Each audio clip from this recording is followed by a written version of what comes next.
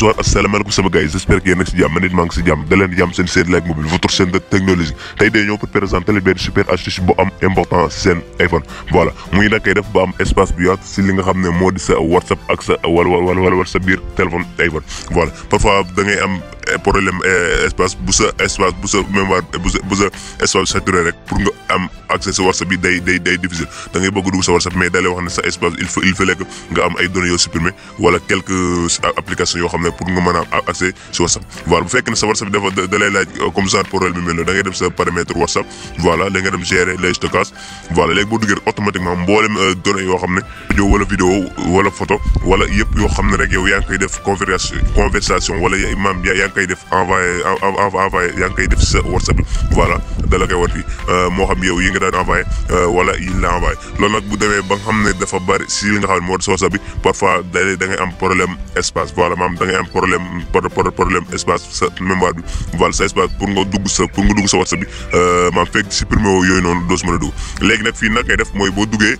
voilà da ngay dem gérer le stockage nga dem xool yi nga xam ne vidéo yi nga xam ne amul importance yi nga xam ne envoyé nañ la ko wala yi nga xam ne doon ko envoyé te amul importance si sa téléphone voilà léegi nga dem nga supprimer ko voilà léegi boo defee sélectionné léegi nga def tout sélectionné voilà nga xool yi nga xam ne amul important si sa WhatsApp nga dem nga laa di koy supprimer voilà léegi ñun def sélectionné ñu xool yi nga xam ne voilà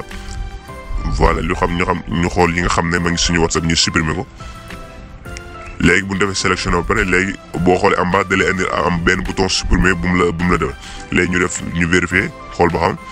léegi def nañ suñu sélection ba pare léegi naka lay def mooy day dem directement daal di supprimer li nga xam ne cautionné nañ ko waaw li nga xam ne sélectionné nañ ko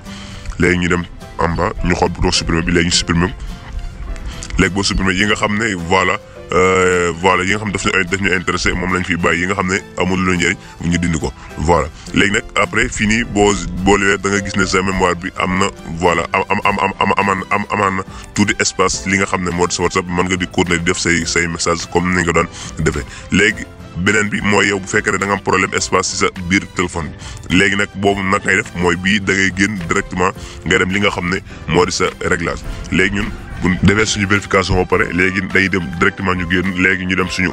réglage suñu réglage téléphone léegi boo génnee nga dem réglage léegi voilà léegi nga dem réglage léegi nga wàcc ba suuf am na fi mu la bindal général léegi bu ñu demee réglage ñu wàcc léegi ñu dem directement cliquer général léegi ñu bés fi mu la bindal stockage iPhone en bas léegi boo cliquer stockage iPhone nga xaar mu recharge voilà léegi bu recharge pare léegi avant comme recharge léegi bu ñu xool si kaw moo ñu defal utilisation 59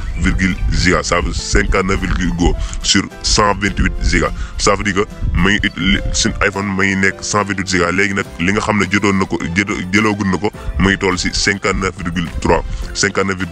voilà moom la jëloogun si espace léegi yow fii ni nag ngay def mooy am na fu mu la bindal app inutilisé voilà léegi da ngay cliquer fi la app inutilisé léegi nga activé ko voilà léegi boo ko activé nga wàcc ba suuf léegi fii nii yow da ngay xool application yi nga xam ne yow sa historique parfois dafay nekk voilà léegi bu ñu duggee Safari léegi actuellement ñu génn dem si def ko exemple si Google Chrome voilà parfois bi day def chargement bu bari léegi pour gagner temps bi léegi day génn ñu dem suñu Google Chrome voilà léegi ñu xool Google Chrome wala léegi ñu dem suñu Google Chrome léegi bu demee Google Chrome voilà léegi historique yi nga xam ne daan nga ko def parfois dalay ko woon am ba léegi nag koy def mooy boo wàcc bu suuf da nga gis ne historique yi nga xam ne daan nga ko utiliser si li nga ëpp la utiliser sa Google Chrome léegi nag ngay def mooy da nga koy supprimer voilà léegi boo glissé droite bi rek automatiquement da lay indi bouton supprimer léegi nga laa di koy mën a di supprimer léegi nga ñu glissé voilà léegi ñu supprimer lépp léegi ñu génnaat voilà lépp man noonu koy def da ngay xool application bi nga xam ne yow lu tout le temps moom nga utiliser sa historique yu bëri dafa nekk parfois am na bu dee iPhone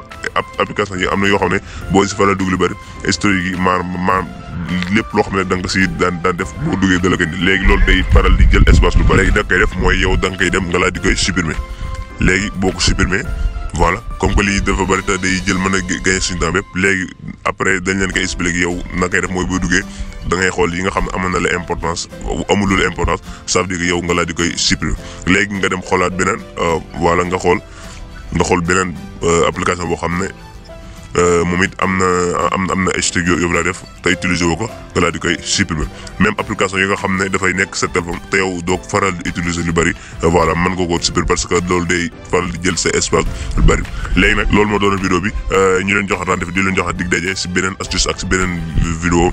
ak Lay Mobile. N'oubliez pas de vous abonner.